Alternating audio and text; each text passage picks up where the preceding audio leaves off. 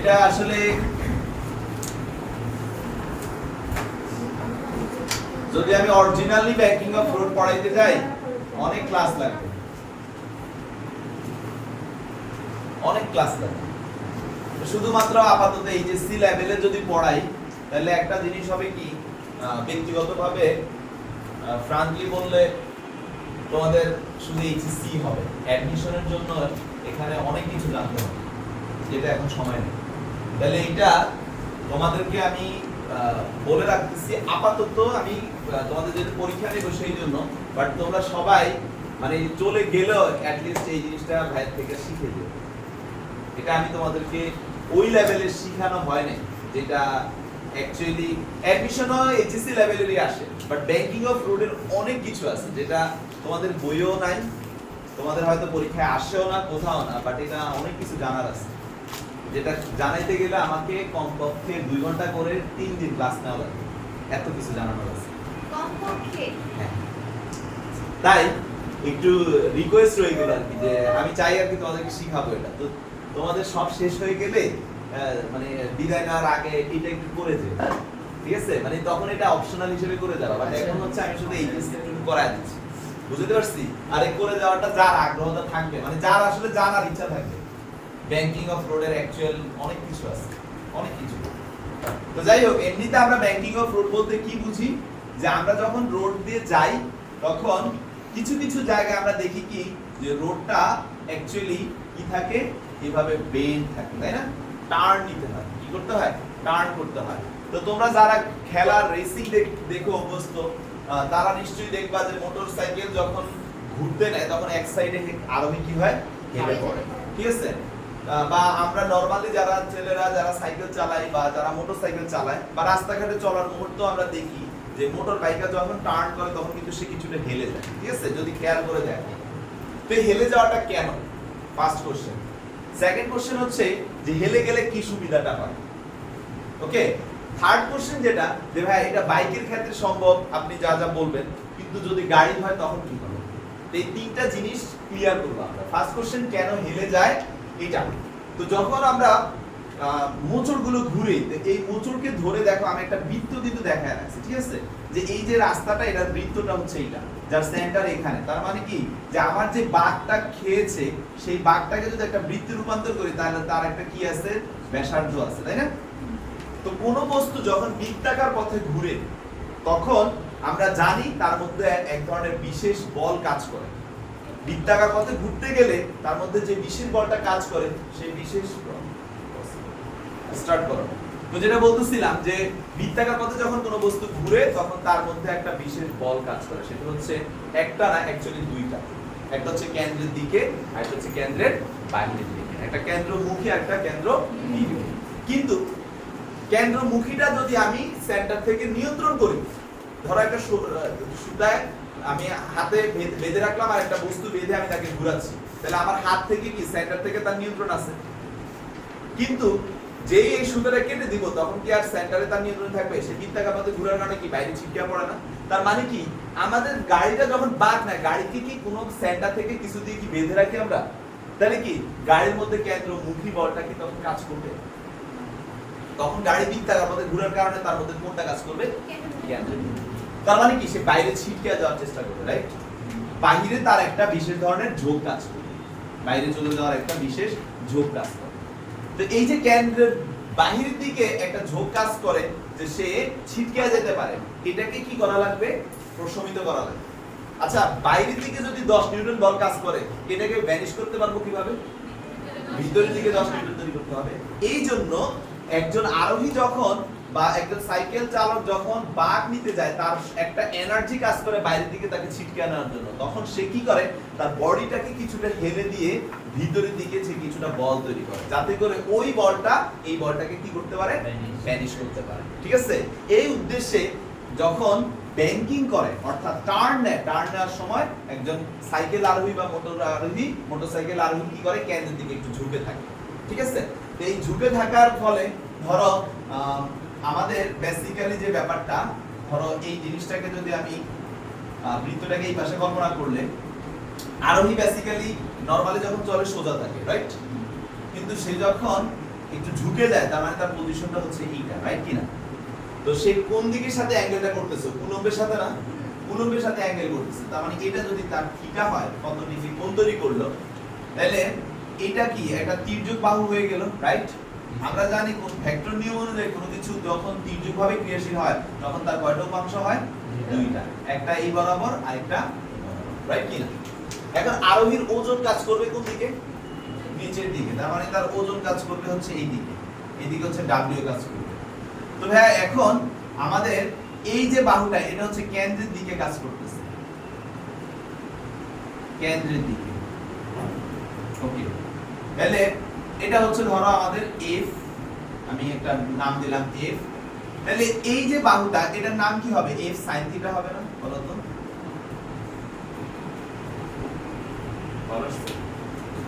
আর এটা হবে কি? F cos theta. ওকে, এখন আমাদের এই যে এফ কস থিটা এটা কার সমান হয়? গাণিতিক।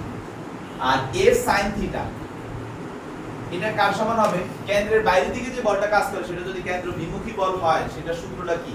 কেন্দ্র মুখের বিমুখী সূত্র একটাই না, mv স্কয়ার বাই কি? r। তাহলে mv স্কয়ার বাই r সমপরিমাণ সে তৈরি করবে, তাহলে mv স্কয়ার বাই r। তো এখন আমাদের যে অ্যাঙ্গেলটা বের করতে হবে, এই থিটাটা হচ্ছে ঢাল বাহুটার অ্যাঙ্গেল, রাইট? ঐশী, ঢাল বাহুর অ্যাঙ্গেল কোন ত্রিকোণমিতি দিয়ে বের করি? ঢাল মানেই তো tan। অবাক হয়ে গেছিস কি?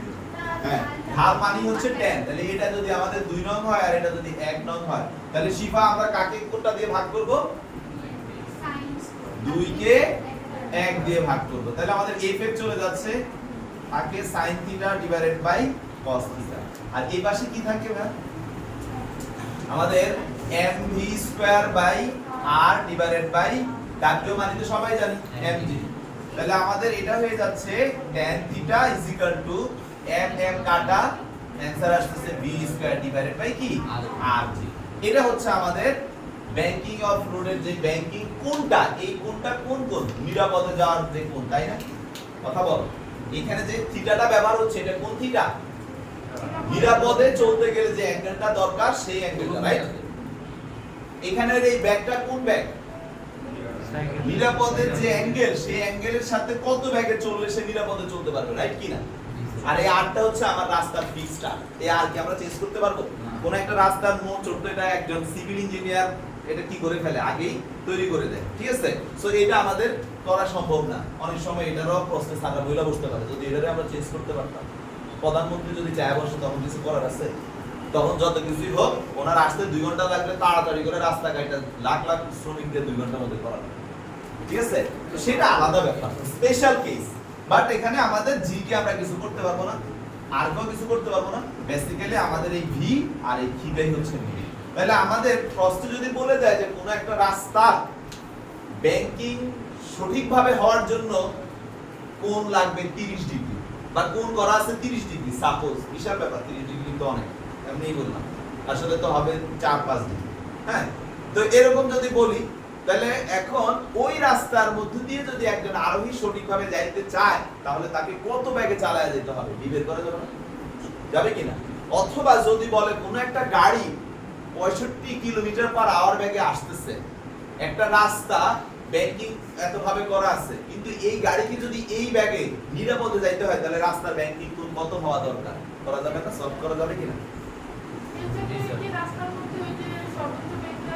হ্যাঁ হ্যাঁ হ্যাঁ, দেখবা ফ্লাইওভারের উপরে যে টার্নগুলো, সেখানে কিন্তু বলা থাকে গতিসীমা এত রাখতে হবে।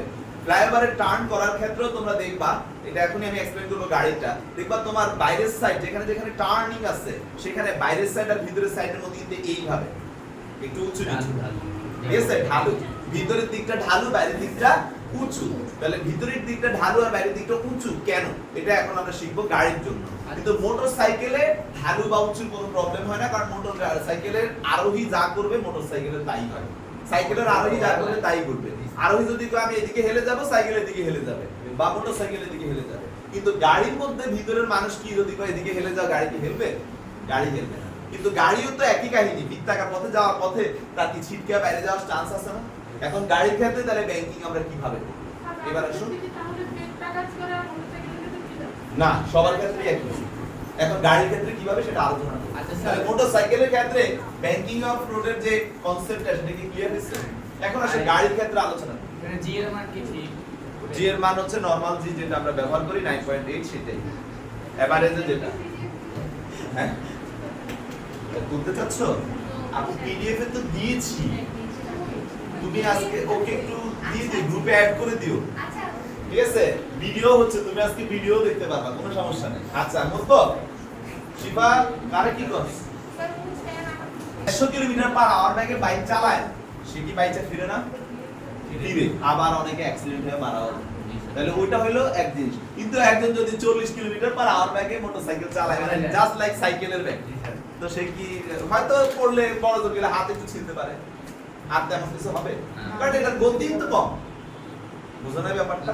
এই হলো কথা। তাহলে ওই ক্ষেত্রে মৃত্যুর রিস্ক কম আছে।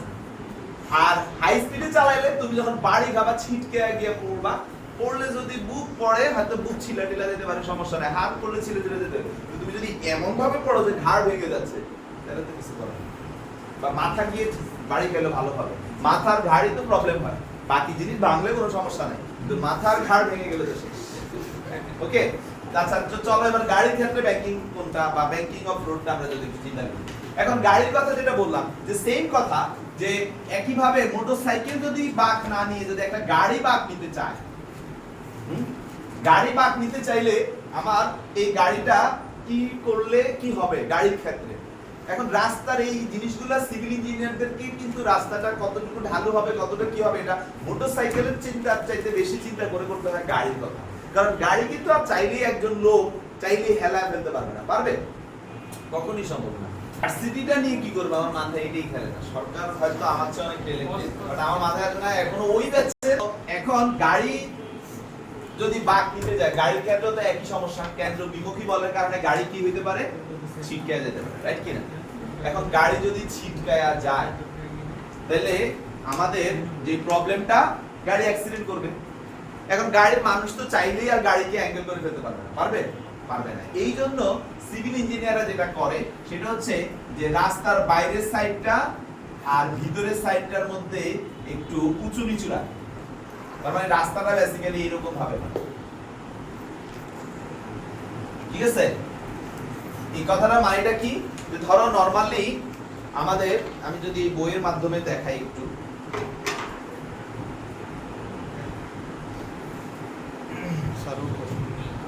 তো বইয়ের মাধ্যমে যদি দেখাই, এই বইটা একটু উঁচু, এই বইটা একটু নিচু, দুইটা বই মিলিয়ে কিন্তু আমাদের টোটাল রাস্তাটা হয়েছে, ঠিক আছে?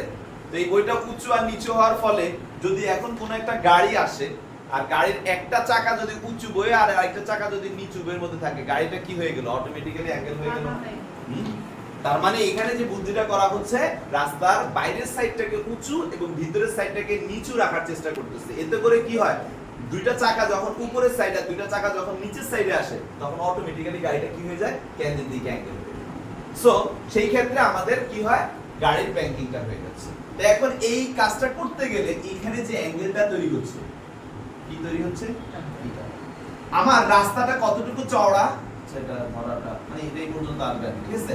তো রাস্তার আমরা এই যে এই পাশটা, এইটুকু কতটুকু উঁচু রাখলাম আমি, এইচ পরিমাণ। কতটুকু উঁচু করলাম মুশফিক? এইচ পরিমাণ উঁচু করলাম। আর রাস্তার এই প্রান্ত থেকে এই প্রান্ত, এটা কতটুকু, x, মানে কি রাস্তার প্রস্থ, কি রাস্তার প্রস্থ হচ্ছে x, রাস্তার উচ্চতা হচ্ছে h। তাহলে এখন আমাদেরকে যেটা করতে হবে সেটা হচ্ছে কি, যে আমরা যদি এখান থেকে চিন্তা করি থিটাটা কত, এই থিটা যদি এইটার আর এটার মধ্যবর্তী সম্পর্ক থেকে আমরা আনতে যাই, তাহলে কি sin theta is equal two right কি না? আচ্ছা, h ডিভাইডেড বাই x। কিন্তু আমরা ব্যাংকিং এর সূত্রে যদি যাইতে চাই, তাহলে আমাদের সেই সূত্রটা কি, tan theta is equal to b square divided by কি r। গাড়ি যখন এখানে থাকবে সেম ঘটনা। এখন সমস্যা হলো sin থিটা tan থিটা তো এক না, এক হয়? এক হয় না। কিন্তু আমরা কি জানি, যে আমাদের এই যে কোণটা, এটা কিন্তু খুবই ছোট হয়। এখন খুবই ছোট বলতে কত ডিগ্রি, তোমরা জানো যে প্রায় 4 ডিগ্রি বা 5 ডিগ্রির কাছাকাছি হলে sin থিটার যে মান পাওয়া যায়, tan থিটারও সেই মান পাওয়া যায়। সেই সেন্সে আমরা কিন্তু বলতে পারি যে sin theta is equal two কি, tan theta। এখন সেই সেন্সে যদি আমরা আসি তাহলে আমাদের কি হয় sin theta হচ্ছে h ডিভাইডেড বাই x আর tan theta হচ্ছে কি v স্কয়ার ডিভাইডেড বাই কি r। এখান থেকে আমরা ক্যালকুলেশন করে আমাদের কাঙ্ক্ষিত ব্যাগ আমরা বের করে নিতে পারবো। কথা বুঝতে পারছো? আর অ্যাঙ্গেল কত লাগবে সেটা আমরা এই সূত্র ব্যবহার করে করতে পারবো। তাহলে আমাদের গাড়ির ক্ষেত্রে এই অ্যাঙ্গেলের সূত্রটা লাগবে আর এই পার্টটা তো লাগবে। এখন অনেকে বলতে পারে যে না ভাই একটা কাজ করি এই থিটাকে ব্যবহার করে তো আমরা চাইলে সমকোণী ত্রিভুজ যেহেতু আমরা কিন্তু চাইলে এটা বের করতে পারি। তাহলে এটা কি হবে x square minus h square, right কি না? তাহলে কিন্তু আমরা আমাদের কাঙ্ক্ষিত tan এর সূত্র ব্যবহার করে করতে পারি। তাহলে এবার tan theta is equal two তোমাদের v স্কয়ার বাই rg বা tan থিটার মান কি লম্ব বাই ভূমি, লম্ব কত h, তাহলে সুন্দর করে h divide by root over x square minus h square is equal to v square by r। এটা থেকে আমরা করতে পারব। এটা কখন? যখন অ্যাঙ্গেলটা বড় হবে। কখন করবে এটা? অ্যাঙ্গেলটা বড় হলে। কিন্তু অ্যাঙ্গেল যদি ছোট হয় তাহলে তো sin থিটা আর tan থিটা কি হয়ে যাবে? সেম হয়ে যাবে। তাহলে সেই ক্ষেত্রে আমরা 10 ডিগ্রি বেশি হলে কি হবে? ডিগ্রি, হ্যাঁ অ্যাঙ্গেল ছোট, আর ছোট অ্যাঙ্গেল বলতে আমরা বুঝি 4 মানে 1 থেকে তোমার ব্যাংকিং অফ রোডের ক্ষেত্রে 10 ডিগ্রি পর্যন্ত নেওয়া হয়, কিন্তু 10 ডিগ্রি তোমাকে দিবে না, 5 ডিগ্রি পর্যন্ত ম্যাক্সিমাম দিবে। স্যার কলেজে স্যার 6 ডিগ্রি বলছিল। হ্যাঁ 6 ডিগ্রি এই তো 5 6 এগুলা দিবে, মানে অঙ্কে বইয়ের মধ্যে যেটা দেয়। কিন্তু তুমি যখন হিসাব করবা যদি তোমার এমন হয়, এমন সিচুয়েশন দাঁড়ায় যে তোমার থিটা নিজে ধরে নিজে করতে হবে, তাহলে তো তুমি ওই যে 6 ডিগ্রি এভাবে ধরে, ঠিক আছে? তো সবার কি বুঝা গেছে? তাহলে গাড়ির ক্ষেত্রে এই কনসেপ্টটুকু আমাদের মাথায় রাখতে হবে। sin theta h /x, tan theta তো আমরা জানি। আর আমাদের যদি অ্যাঙ্গেল বড় হয় তাহলে আমরা এই কনসেপ্টে করব, আর অ্যাঙ্গেল ছোট হলে এই কনসেপ্টে করব। বুঝা গেছে? এখন আরেকটা জিনিস আছে যেটা তোমাদের বই খুব ভালোভাবে হাইলাইট করে নাই, অল্প করে করছে, সেইটুকু একটু বলবো। তুমি যদি এটা না করে, মানে এই ব্যাংকিং না করে সেভ করতে চাও, তাহলে রাস্তার ঘর্ষণ বাড়াইতে পারো। কি বাড়াইতে পারো? তোমার গাড়ি এদিকে ছিটকে যেতে চাচ্ছে, আর আমরা জানি যে কোনো জিনিস যেদিকে গতিশীল হয় ঘর্ষণ তার কোন দিকে কাজ করে। তাহলে এই দিকে যদি ঘর্ষণের মানটা বাড়ে, তার মানে এই ধরো আমার রাস্তার ঘর্ষণ যদি এমন হয় যে গাড়ি বাইরের দিকে ছিটকে যেতে যাচ্ছে 10 নিউটন, আর ঘর্ষণও তার বিপরীতে কাজ করতেছে কত, তাহলে কিন্তু গাড়ি সেফ থাকতেছে। তাহলে ঘর্ষণের কনসেপ্টটা ব্যবহার করলেও কিন্তু আমরা করতে পারি। তাহলে এই ঘর্ষণটা কিন্তু মোটামুটি ভাবে আমাদের যেটা হচ্ছে যে রাস্তার ঘর্ষণ, সীমাস্থ ঘর্ষণটা, যেটা সীমাস্থ ঘর্ষণ বা সীমান্ত ঘর্ষণ, অর্থাৎ স্থিতি ঘর্ষণ বলের সর্বোচ্চ মান যেটা, সেই ঘর্ষণের সমান যদি হয় আমার বাইরে ছিটকে যাওয়ার মানটা, তাহলে ঘর্ষণের ক্ষেত্রে আমরা জানি সীমাস্থ ঘর্ষণ Fs ইজ ইকুয়াল টু কি সবাই জানি μs r। আর মানে কি প্রতিক্রিয়া বল না, আর মানে কি গাড়ির প্রতিক্রিয়া যেটা। তাহলে এখন আমরা যদি সেইভাবে চিন্তা করি যে এটা যদি আমাদের কেন্দ্র বিমুখী সমান হয়, তাহলে μs r is equal two কি আসবে mv স্কয়ার বাই r, কারণ সে বাইরে ছিটকে যাবে কোনটার মাধ্যমে, mv স্কয়ার বাই r এর মাধ্যমে। তাহলে সেখান থেকে কিন্তু আমরা এখন ক্যালকুলেশন করে আমরা v square is equal to আমাদের, আচ্ছা r মানে আমরা কি নিব mg, mv square by r, mm কাটা, বা v square is equal to μs rg, অতএব v is equal to root over μs rg। তাহলে এখান থেকে আমরা কিন্তু কত লাগে আমার গাড়ি চললে তাকে সেই ঘর্ষণের মাধ্যমে ধরে রাখতে পারবে সেটা আমরা বের করতে পারি। কথা বুঝতে পারছো? এইটুকু একটু মাথায় রাখো ঘর্ষণ থেকে। শেষ তোমাদের ব্যাংকিং। এখন আগামী ক্লাসে আমরা অঙ্ক করলেই বুঝতে পারবো, কৌণিক পার্টটা একটু দেখাবো। জি কেউ কিছু বলতে চাইলে বলেন। পানি পড়ে যায় না কেন, এই লেকচারটা একটু নিব, ঠিক আছে? বুঝবো? আচ্ছা সব তুলি নাই স্যার। গ্রুপ ভিডিও আছে তো, পরে ভিডিও দেখে দেখো মানে তোলার ইচ্ছা পোষণ করলে। আর আমি আমার হয়তো বেসিকে এটা দেওয়া নাই, এটা ভিডিও থেকে দেখে নিও, ঠিক আছে? ঘর্ষণের পার্টটুকু দেওয়া নাই। আর তোমাদেরকে আমি যে ক্লাসটা নিব বলছিলাম সেটা হচ্ছে শিফা, গাড়ি চলতেছে, ব্যাংকিংও হচ্ছে, ঘর্ষণও আছে, এই যে জটিল কম্বিনেশনটা এইগুলা নিয়ে দেখানোর কথা। কারণ বাস্তবে তো জটিল কম্বিনেশনই হয়, বাস্তবে কি এত ইজি হবে? এত ইজি হয় না। এগুলো তো একদম বেসিক টাইপের বিষয়। তো দুঃখজনক, আর ভালো বললে তোমাদেরকে এত প্যারা দেয় না, এইচএসসি তে এইটুকুই রাখছে। সো তোমাদের অঙ্ক তোমরা অলরেডি যারা তোমরা তো সেকেন্ড ইয়ারে উঠছো মানে ফার্স্ট ইয়ার করেই আসছো এইসব অঙ্কই তো করে আসছো সিম্পল অঙ্ক কঠিন আসেও না পরীক্ষা হবে তো ওইটাই বললাম কিন্তু অরিজিনাল ব্যাংকিং কিন্তু অনেক কিছু আমি ওই বর্তমান ফার্স্ট ইয়ারে পড়াইছি তো সময় পেয়েছিলাম অনেক কিন্তু এখনই না খাবো বাস কলেজ খুললে সিলেবাস শেষ করে নাই ফার্স্ট পার্টের মাত্র আসছে এখন 8 নাম্বার আছে আর অগস্ট টেস্টের টাইম চলে আসছে সেকেন্ড পার্ট ছিলেন না ওরা কষ্ট করবে এই শুরু করো করছো আচ্ছা তো এখন যে জিনিসটা পড়াবো এটা হচ্ছে উলম্ব তলে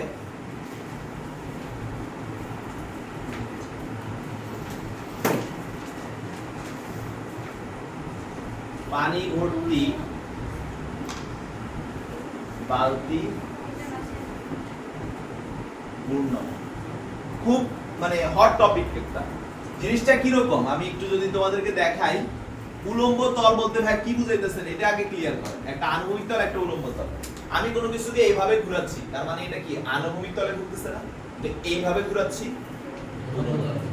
বুঝছো ব্যাপারটা আমরা বালতিকে এইভাবে ঘোরাচ্ছি ঠিক আছে তো চারটা পজিশন ফার্স্টে বিশেষ পজিশন আমি যদি এইভাবে দাগ টানি এটা আনুভূমিক উলম্ব তার মানে এই পজিশন বা এই পজিশন এটা হচ্ছে আনুভূমিক পজিশনের উপরে আর এটা কোন পজিশনের উপরে উলম্ব পজিশনের উপরে তো আমাদের বালতিটা যখন এখানে থাকতেছে যখন আমাদের বালতিটা এখানে আসতেছে সুতা দিয়ে তো এখান থেকে বাঁধা রাইট তাকে যে ঘুরানো হচ্ছে এখান থেকে বাঁধা তো বালতিতে পানিও আছে সবকিছু আছে সমস্যা নাই বালতির ওজন কোন দিকে কাজ করবে নিচের দিকে এম যেটা নিচের দিকে কাজ করবে আর সুতা তাকে টেনে ধরে রাখবে কোন দিকে উপরের দিকে তার মানে টিটা উপরের দিকে কাজ করবে এবার বালতিটা যখন এখানে এসে পৌঁছাইতেছে এম যেটা কাজ করবে কোন দিকে নিচের দিকে আর টানটা কাজ করবে কোন দিকে এইবার রাইট কি না এবার বালতিটা যখন এখানে এসে পৌঁছাইতেছে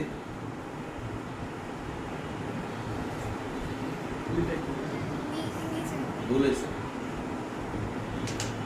এই ঠিক আছে তাহলে ওজনটা কাজ করতেছে কোন দিকে এই দিকে আর টানটা এখন কোন দিকে কাজ করতেছে বলো তো সুতার টান নিচের দিকে রাইট সুতা দিয়ে টানতেছিস তো এইদিকে সুতা তো ভিতরেই হ্যাঁ এটা আর এটা সেম পজিশন সেম কাহিনী এদিকে আর এইদিকে আর এবার ঠিক আছে এটা হলো তাদের ওজন এবং টান নিয়ে কথা কিন্তু বৃত্তাকারে ঘুরলে আরেকটা কি থাকে কেন্দ্র বিমুখী কেন্দ্র বিমুখীর দিকে একটা থাকে না তাহলে এটার ক্ষেত্রে কেন্দ্র বিমুখী এইদিকেই mv স্কয়ার বাই r এটার ক্ষেত্রে কেন্দ্র বিমুখী এইদিকে mv স্কয়ার বাই r এটার ক্ষেত্রে কেন্দ্র বিমুখী এইদিকে mv স্কয়ার বাই r এটার ক্ষেত্রে কেন্দ্র বিমুখী এইদিকে কোশ্চেন নাম্বার 1 ধরো পজিশনগুলো কি কি দিতে পারি এটাকে এ পজিশন নামকরণ করি এটা বি এটা সি এটা ডি কোশ্চেনটা করতেছি যে কোন অবস্থানে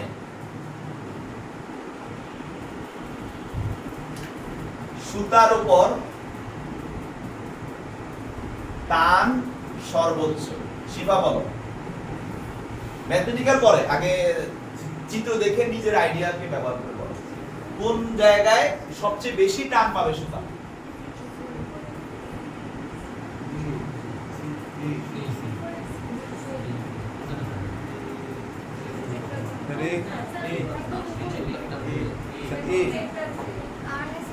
কোনটা এটা এই অবস্থানে কারেক্ট কেন এই অবস্থানে দেখো আমি এখন প্রত্যেকের ক্ষেত্রে টি এর সূত্র বের করব তোমাদের কোশ্চেন এটা ঠিক আছে কোশ্চেন আমি কয়েকটা দিব কিন্তু আমি এখন প্রত্যেকের ক্ষেত্রে টি বের করি দেখো এই অবস্থানে টান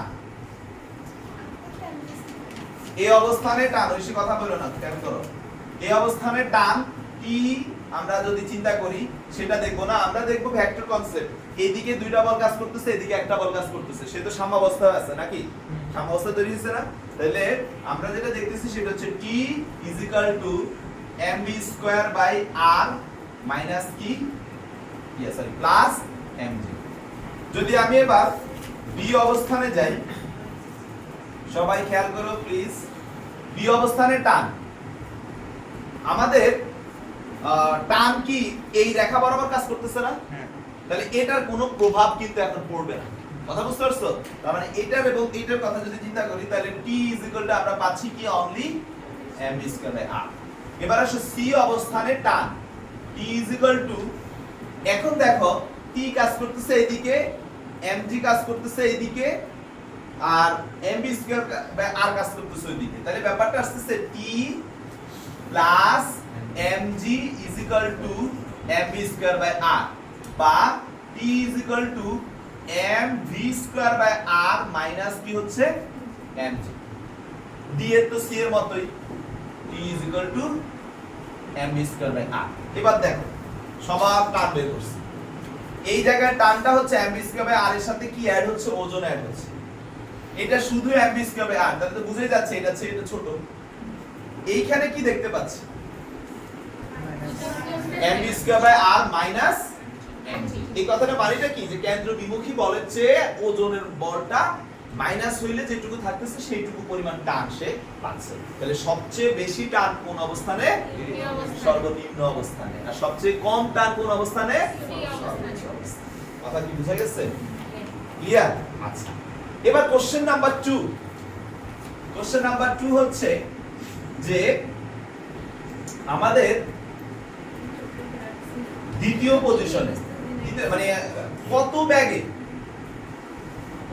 ব্যাগে ঘুরালে আনুভূমিক ভাবে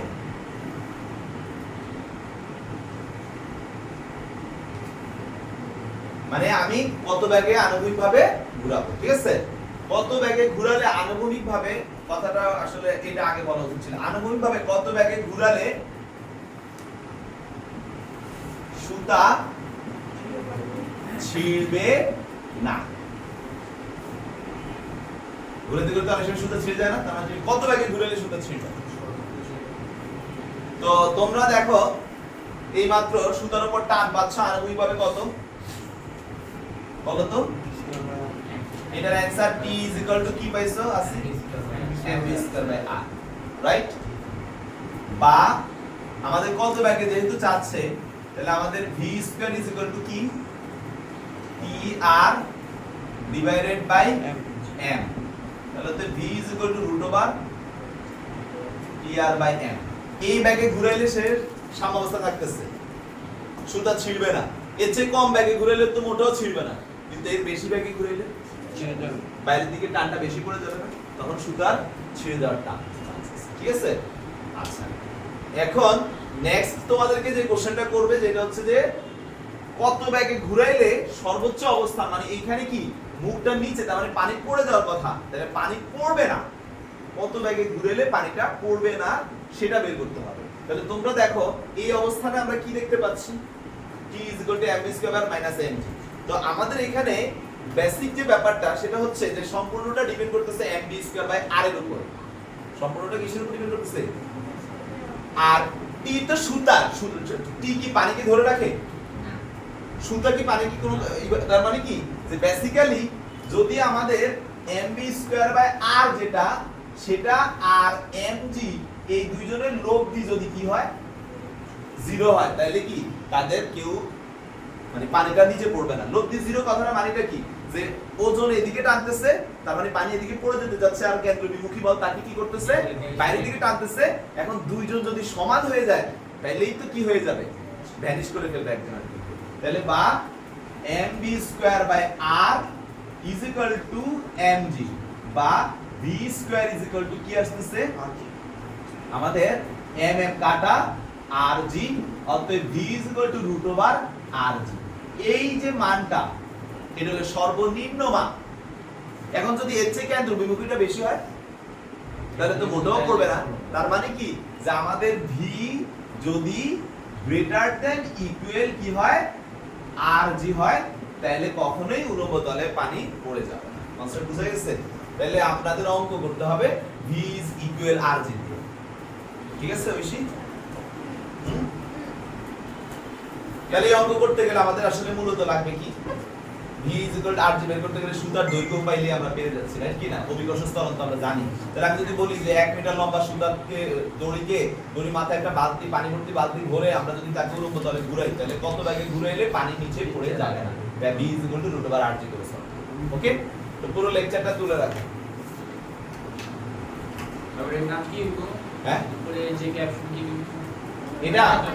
এটা হচ্ছে 3 নাম্বার কোশ্চেন যে কত ব্যাগে ঘুরালে উলম্ব সর্বোচ্চ অবস্থানে উলম্ব তলে কত ব্যাগে ঘুরালে সর্বোচ্চ অবস্থানে গিয়ে পানি নিচে পড়ে যাবে না বা পানি পড়বে না আচ্ছা তো মুশফিক এখন যদি ভাইয়া সে এই চারটা পজিশনে না থেকে এইখানে থাকে সবাই কি খেয়াল করতেছো ফারহানা থাকতেই তো পারে। থাকতে পারে না পারে। এবং এই জায়গা থেকে কি কোশ্চেন চাইলে করতে পারে না এরকম একটা শিখছিলাম সরল দোলকের ক্ষেত্রে হ্যাঁ সরল দোলকে শিখছো সেটা তাহলে কি যদি এখানে বা এখানে বা এখানে বা এখানে না থেকে এইখানে থাকে ওই cos theta এর। তাহলে এখন কিন্তু উপাংশের ব্যাপারটা চলে আসছে কথা সিম্পল ঠিক আছে উপাংশের বিষয়টা চলে আসবে এইটুকুই আমাদের এখানে দরকার যে হ্যাঁ এর বাদ যদি হয় তাহলে জিনিসটা এই তার ওজনটা কাজ করতেছে এই দিকে ঠিক আছে তাহলে আমাদের এই যে ওজনের আমাদের উপাংশ নিতে হবে উপাংশ নিয়ে আমাদেরকে কাজ করতে হবে তো যাই হোক আমাদের এটা গেল দাঁড়ান স্যার হ্যাঁ লবণ উঠা হ্যাঁ উঠাইতে দেন এই ভিডিওতে না আসিফ নেক্সট প্লিজ কথা কম এবার আসেন নেক্সট আলোচনা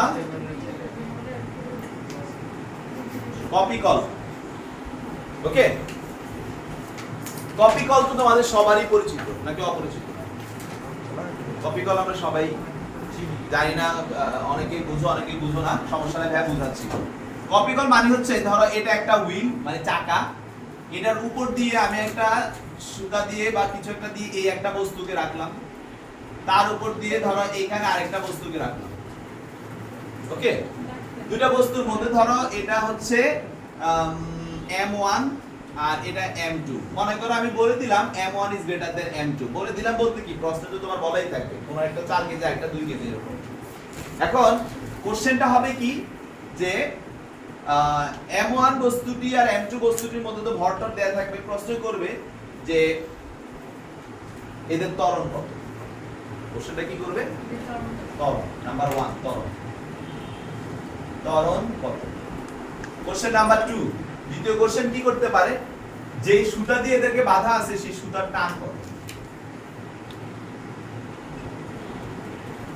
ঠিক আছে এই জিনিসটাকে আমি একটু ক্লিয়ার করি সবাই একটু ভালো করে দেখো বুঝো ইনশাআল্লাহ চাকা থেকে হাওয়াতে না কিছু একটা দিয়ে তো বাঁধা আছে এটা কেমন কোশ্চেন বলবো এটা তো জিমে যাও না জীবনে না যায়নি ও তাহলে তো তুমি বুঝবা না এখানে জিমে কিছু একটা থেকে এই চাকাটাকে ওয়েল্ডিং করে লাগানো থাকে এই চাকার উপর দিয়ে তার থাকে এই যে m2 মানে আমি সুন্দর করে টানতেছি আর এই যে m1 মানে ওয়েট সে সুন্দর করে উপরে উঠতেছে গেল এক দ্বিতীয় m1 মানে তুমি m2 মানে লিফট তুমি তোমার ওজনের কারণে লিফটের একটা বিষয় থাকে লিফটের বিষয়ে এটার মতো করেই লিফট আলাদা একটা জিনিস যাই হোক তো কপি কলে কিন্তু লিফটের যে বিষয়টা সেম কাজ করে লিফটে দেখবা যখন উপরে উঠে বা নিচে নামে এক পাশে তাকায় দেখবা একটা বড় লোহার বাইয়ার এগুলা উপরে উঠতেছে নামতেছে ঠিক আছে সেটাও কিন্তু সেম একই রকম ভাবে কাজ করানো হয় এখানে ওয়েট বেশি হলে ও উপরে যাবে এখানে ওয়েট বেশি হলে সে নিচে নামবে এর উপরে উঠবে ব্যাপারটা এরকম তো এখন কপি কল কিভাবে কাজ করে সেটা একটু দেখো এখান থেকে অঙ্ক আসে তোমাদের রিসেন্টলি কিন্তু এটা খুব পপুলার হয়ে গেছে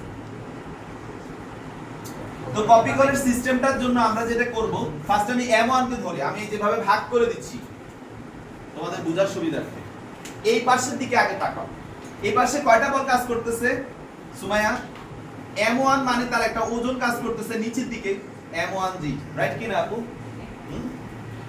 আর নিচের দিকে যখন কাজ করে তখন তাকে ধরে রাখার জন্য এই সুতা এটা তো বাধা আচ্ছা আমি যদি এখন তিন্নিকে হাতে রশি বাইধা মনে করো ছেড়ে দেই তো তিন্নি কি নিচের দিকে পড়ে যেতে থাকবে না এখন আমি আবার ওকে ধরে রাখছি না ধরে তো রাখছি তাহলে সুতার উপর কি একটা টান পড়বে কি পড়বে না একটা টান পড়ে তো সেই টানটা হচ্ছে টি কথা বুঝছো কি পরিমাণ টান কাজ করতেছে কি পরিমাণ তাহলে এখানে আসি তাহলে এই জায়গাটাতে আমরা যদি চিন্তা করি তিন্নি যদি নিচের দিকে যাইতে থাকে তাহলে তিন্নিটা বড় আর টিটা কি হচ্ছে কারণ ও বড় হলে তো ধরে রাখতো, ও তো পুরো ধরে রাখতে পারতেছে না, ও নিচে যাচ্ছে।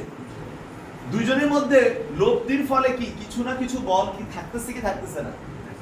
ও যেহেতু বেশি থেকে ছোট গেলে কিছু বল পাওয়া যায়, লব্ধি বল আছে নাকি নাই? আর ওই বলের কারণে তিনটি কি স্থির আছে না গতিশীল আছে? তাহলে ত্বরণ হইছে তার মানে m। কথা বুঝতে পারছো? এবার এই পাশে আসো। এবার এই বেচারার তো ভর কম, ও কি হবে? উপরে যাবে। একই সুতা দিয়ে বাঁধা না, তাহলে এই যে টানটা এখানে ও কোন দিকে যাবে, ওর ওজন কিন্তু এদিকে কাজ করবে। কিন্তু দুঃখজনক বেচারার ওজন ওর ওজনের চেয়ে কম হওয়ার কারণে ও উপরের দিকে যাবে। এই যে উপরের দিকে যাচ্ছে এটা কিসের কারণে যাচ্ছে? ওই যে টানটা সে তৈরি করছিল তার মধ্যে, ওই টানের মাধ্যমে যাবে না, তাহলে এই টানের মাধ্যমে যাবে। কথা এই টানটাই এইটা, ঠিক আছে? কারণ একই টান। এখন আসিফ এই দুজনের মধ্যে ও কি নিচে যাচ্ছে না উপরে উঠতেছে? উপরে। তার মানে কম্পেয়ারলি কি এবার m2g বড় না টান বড়? টান বড়। টান বড়। তার মানে এবার লিখো t m2g। দুইজনের মধ্যে যেহেতু বড় ছোট লব্ধি বল পাবো, আর লব্ধি বলের মাধ্যমে বস্তু যদি গতিশীল থাকে তাহলে ইজ ইকুয়াল টু কি m2। এমন এখানে হলো m1 এর, কারণ এটা m1 এর ক্ষেত্রে আরে ও সরি থ্যাংক ইউ। তাহলে এবার এই দুইজন মিলেই তো ঘটনাটা, ও যখন 2 মিটার পার সেকেন্ড স্কয়ার ত্বরণের নিচে নামতেছে, ও তখন 2 মিটার পার সেকেন্ড স্কয়ার ত্বরণে কি হচ্ছে? উপরে উঠতেছে, রাইট? দুজনের ত্বরণ কিন্তু একই থাকবে, টানও কি থাকবে? সেম থাকবে। এখন এই দুইটি ইকুয়েশনকে সমাধান করে তোমাদেরকে বের করতে হবে যে ওরা কে কত ত্বরণের নিচে নামতেছে বা উপরে উঠতেছে, বা তাদের যে রশিটা বা দড়িটা সেটার মধ্যে কি টান কাজ করতেছে। তাহলে এখন এটা আমরা কিভাবে করব? সমস্যা নাই, আমরা এখান থেকে একটা লাইন তৈরি করি, t m1g মাইনাস কি হইছি m1, রাইট? এবার এই t এর মানটা এখানে বসাবো, m1g minus m1a minus m2g is equal two m2a। যেহেতু আমি ত্বরণ বের করব তাহলে a ওয়ালাগুলোকে এক পাশে নিয়ে যাই, তাহলে m1a plus m2a, m1g common নিলে m1 মাইনাস m2, বা আমার a দরকার তাহলে a কে রেখে বাকি সব নিলে g into m1 minus m2 divided by m1 plus m2। এটাই হচ্ছে আমাদের একটা কপি কলের ক্ষেত্রে ত্বরণ বের করার সূত্র। তোমরা চাইলে ডিরেক্ট সূত্র অ্যাপ্লাই করতে পারো, না হলে আমি যেটা পছন্দ করি সেটা হচ্ছে এই সিস্টেমে আলাদা আলাদা করে তোমরা ক্যালকুলেশন করে করলে আরো মজা পাবে, ঠিক আছে? এটা গেল a। এর মানটা আমরা যদি এখানে কোনো একটা ইকুয়েশনে বসায় দিই, এটা 1 নং, এটা কি 2 নং, তাহলে কি আমরা t এর মান পেয়ে যাব না? আচ্ছা এটাকে 2 দিই, এটাকে 1 দিই, তাহলে 1 নং এ আমি a এর মান বসাই, তাহলে 1 নং এ যদি a এর মান বসাই তাহলে আমাদের t ইজ ইকুয়াল টু কি আসে m1g minus m1 into g m1 minus m2 divided by m1 plus m2। তাহলে আমরা যদি ক্যালকুলেশন করি তাহলে কি থাকে m1g minus m1 square g। আচ্ছা যাই হোক, এটা তোমাদের আর পেছানোর দরকার নাই, তোমরা সরাসরি a এর মান বের করে একটা সমীকরণে বসা দিলে d চলে আসে, এটা সূত্র বের করে পেছানোর দরকার নেই। ওকে, কনসেপ্ট কি বুঝা গেছে? এখন সিনথিয়ার মনে একটা প্রশ্ন আসছে, ভাই আপনি কিন্তু অনেক চালাক, সহজটা দেখা দিয়েছেন আর পরীক্ষার হল আমার কঠিনটা দিবেন, স্যার এই এটা প্রশ্নটা আসছে না? আচ্ছা কঠিন করলে ভাই কি করতে পারে এই জায়গায়, রাইট কি না? কি তিন দিকে আমি একটা অ্যাঙ্গেল করা পিছুর মধ্যে রাখছি, দড়ি দিয়া বাঁধছি, বাইন্দা এই কপি কল দিছি, মুশফিককে এনে টানতে দিছি। শর্ত কি যে মুশফিক তিন্নি যেন এখান থেকে না নড়ে, তার মানে তিন্নি এখানে স্থির থাকতে হবে, নিচে আসতে পারবে না, উপরে যেতে পারবে না, তাহলে মুশফিককে এখানে ধরেই রাখছে। আসি ব্যাপার মামা কি করতেছস? কয় এই ব্যাপার ভাই একটা কাজ দিছি, আমি দাঁত দিবে তেলে আমটা স্যার। ঠিক আছে? তখন কি কাজ দিছে? কয় এই ব্যাপার তিন্নি এইখানেই থাকতে হবে, যে পয়েন্টটাতে দাঁড়ানো আছে এখানেই থাকতে হবে, আমার ধরে রাখতে দিছে। কত কেমনটা লাগে সারাদিন যদি ধরে রাখো, তখন আর তুই ফিজিক্স কি শিখছিস? কিছুই শিখছ না। তুই হিসাব কর তো কত নিউটন বল লাগতেছে ধরে রাখার জন্য। ও বলছে যে 50 নিউটন বল লাগতেছে। তখন আসিবি কি করলো? একটা পাথর নিয়ে আসছে, সেম ভরের সেম নিউটন তৈরি করে এই জায়গায় পাথরটা বাইরে দিচ্ছে। তাহলে এবার পাথরের ওজন এদিকে কাজ করবে মানে 50 নিউটন নিচে কাজ করবে মানে 3 এখানে সুন্দর করে স্থির থাকবে। তাহলে ক্যালকুলেশন এটার মতোই, হ্যাঁ কঠিন কিছু না। আমাদের কিন্তু একটা প্রশ্ন, এত বড় পাথর হাতে রাখবো করতে আমাদের এইখানেও সেম ভাবেই তোমরা কাজ করবা, দুইটা পার্ট আলাদা করে ফেললাম।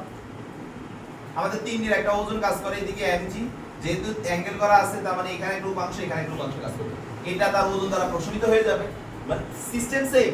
তাহলে এখানে যে mg sin থিটাটা কাজ করতেছে এইটা সমপরিমাণ বল এদিকে তৈরি করতে পারলেই তো 3 এখানে স্থির থাকবে, রাইট অর রং?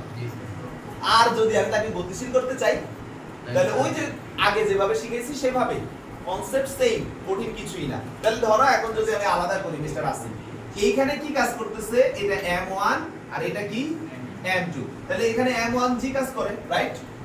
এখানে কি কাজ করতেছে, t কাজ করে। এবার আবার এই পার্টে আসো, এখানে তার কি কাজ করতেছে, mg sin থিটা, আর এখানে কি কাজ করতেছে, t। কথা কি বুঝা গেছে? সবাই কি বুঝতেছো? এবার আসো তাহলে ক্যালকুলেশনে আসি। ক্যালকুলেশন কি হবে, ফার্স্ট পার্টের জন্য m1g - t যেহেতু ত্বরণ হইতেছে মানে আমি চাচ্ছি ওকে নামাবো, আর যদি না চাই তাহলে 0 লিখবো, রাইট কি না? যদি স্থির রাখতে চাই এখানে আর এখানে তাহলে কি 0 লিখবো না? কিন্তু আমি যদি চাই না মানে ওর উপর নিতে তাহলে m1p, আর স্থির রাখতে চাইলে 0। এখান থেকে আমি t এর সমীকরণটা বের করে রাখি, m1a সরি m1g - m1a। শীতল বুঝতেছো? আচ্ছা, এবার আসে এই পার্টে কি, যদি ও উপরে উঠে তাহলে কে বড়? আচ্ছা যদি এমন হইতো যে না ও উপরে না উঠে নিচে নামতেছে তাহলে ওটা ছোট হয়ে যেত, এই বেচারা কই উঠতো উপরে। সিস্টেমগুলো বুঝো, ভাইয়া সব একটা দেখা দিতেছে তোমাদের 10টা পারা লাগে, ব্যাপারটা এইরকম। এখন যদি এমন হয় যে ও উপরে উঠে তাহলে অবশ্যই t বড় আর ছোট কে, m2g sin থিটা কি তৈরি করতেছে, ওর উপরে উঠাইতেছে মানে ত্বরণ তৈরি করতেছে, তার মানে m2t। এবার কি সেম আগের মতো করে ফেলা যাবে না? কি যাবে কি না? এবার ভাই আরেকটু কঠিন করি, ঘর্ষণ। কি কঠিন করব? ও যদি উপরে উঠে তাহলে তো m2g sin থিটার পাশাপাশি এখন কি ঘর্ষণ অ্যাড হবে না? তার মানে এখানে তোমাদের আর কঠিন করলে কি হতে পারে শিফা, t - m2g sin theta - fs। সে উপরে উঠতেছে মানে m2a। এই তো এভাবেই তো কঠিন করতে পারে, আর এইভাবে অ্যাড হতে পারে। একদম বেসিক দিলাম, অ্যাঙ্গেল করে দিলাম, অ্যাঙ্গেলের মধ্যে ঘর্ষণ অ্যাড করে দিলাম, চিন্তাটা ওই আগের মতো। ক্লিয়ার হইছে? তুলে ফেল যদি তোলার প্রয়োজন হয়। আজকে দিবেন ভিডিও ভিডিও তো আজকে দিয়ে দিন। আজকে স্টার্ট করো। হ্যাঁ স্টার্ট। লিফট কিভাবে কাজ করে এই কপি কল কনসেপ্টে সবাই একটু চুপ থাকো প্লিজ। লিফটও এই কপি কল কনসেপ্টেই কাজ করে। তো একটা লিফটকে আমরা যদি নিই, এটা হলো লিফট। এখন লিফটে কিছু আছে, মানুষ থাকতে পারে, অনেক কিছু থাকতে পারে। ওজনটা কাজ করবে কোন দিকে? নিচের দিকে। আর এই যে এইখানে ধরো কিছু একটা দিয়ে আমি লিফটকে কন্ট্রোল করার চেষ্টা করতেছি, একটা কপি কলই থাকে বেসিক্যালি, তার মানে এখানে কি কাজ করে? টি। তো আমাদের এইখানে লিফটকে কিছু একটা দিয়ে টেনে ধরে রাখছি আর এমজি নিচের দিকে কাজ করতেছে, এটা গেল লিফটের নরমাল পজিশন। এবার হয় লিফট নিচে নামবে, না হয় লিফট কি হবে উপরে উঠবে। আমরা যে কোনো একটা কাজ করাবো, তাহলে আমাদের দুইটা বিষয়, একটা হচ্ছে ধরো উপরে উঠবে, লিফটের অনেক পার্ট আছে, এই লিফটের অনেক আলোচনা, উপরে উঠবে। তোমাদের এত কিছু পড়ানো যাবে না এখন, শুধু শুধু ব্রেন নষ্ট করে লাভ নেই আপাতত। তো উপরে উঠলে তোমার ওজন তো নিচেই কাজ করবে নাকি অন্যদিকে কাজ করবে? অন্য কোনো দিকে কাজ করার সুযোগ আছে? তোমরা কিন্তু ডিস্টার্ব করতেছো। আর টি আমার যেহেতু উপরে ওঠা আর নিচে নামা, সেই ক্ষেত্রে টি আমার ডিপেন্ড করবে লিফটের গতিটা কোন দিকে হচ্ছে সেটার উপর ভিত্তি করে। এখন ধরো আমি লিফটকে উপরে উঠাইতে যাচ্ছি, কোন দিকে? উপরে।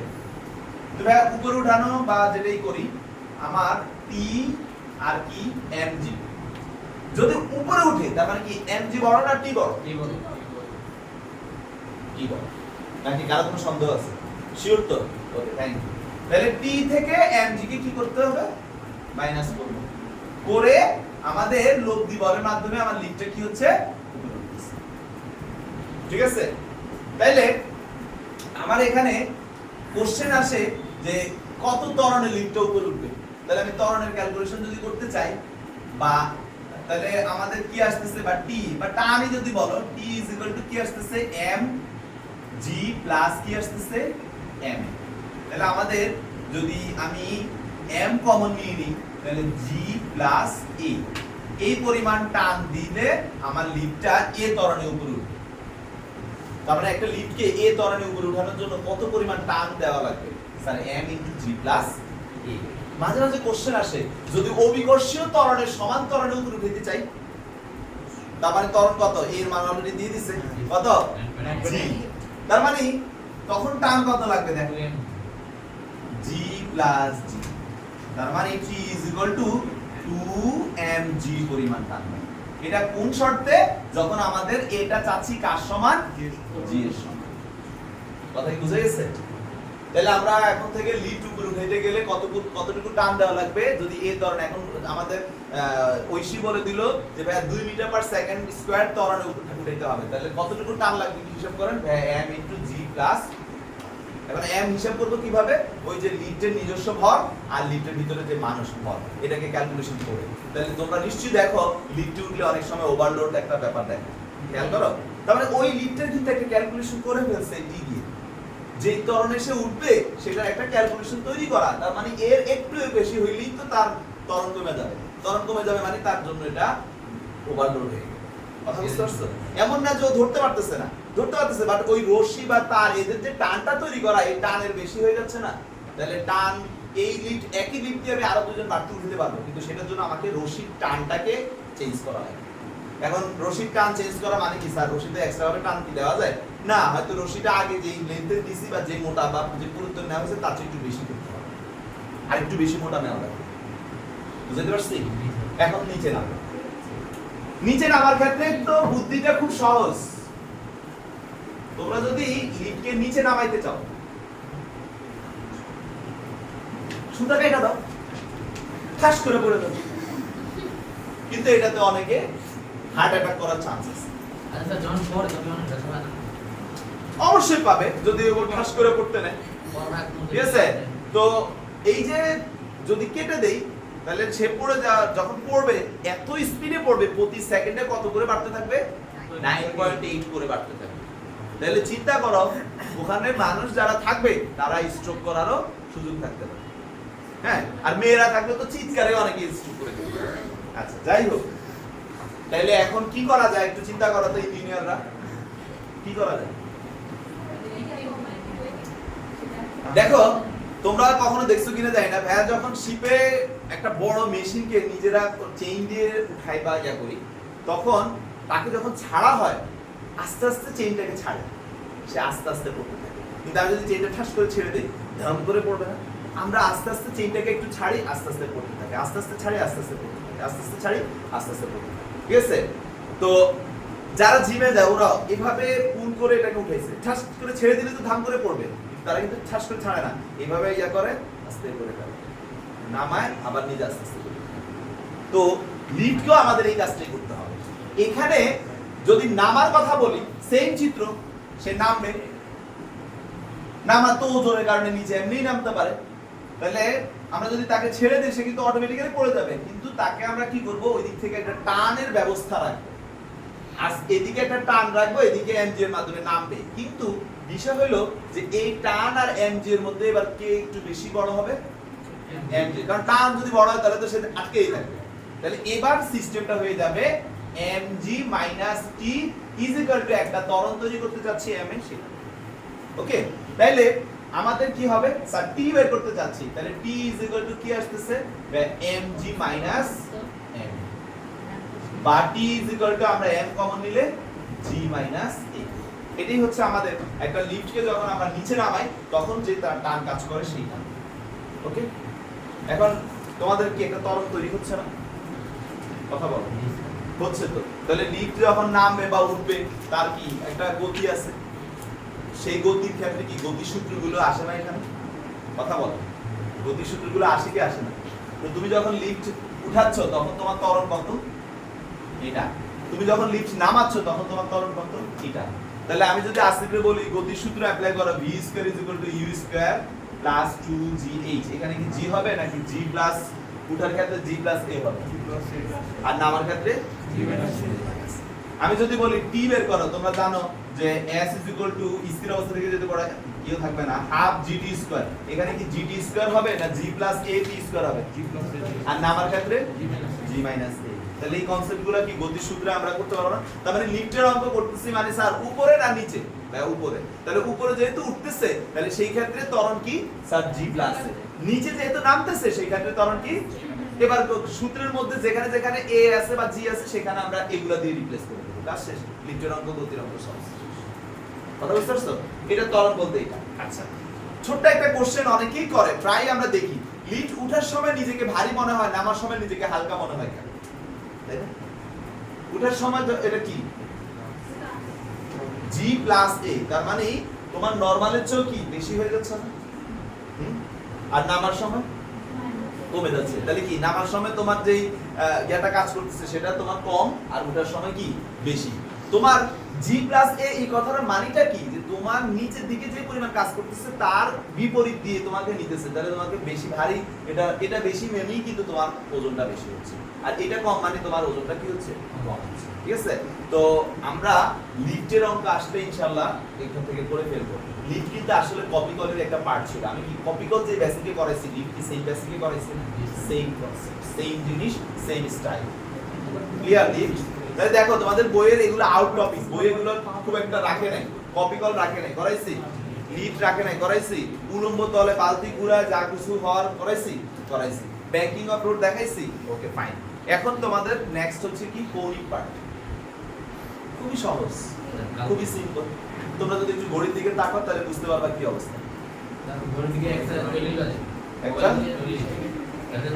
তোমরা কি লোড হয়ে গিয়েছো? ভিডিও অফ করো। লোডে পড়বো না। অফ নাকি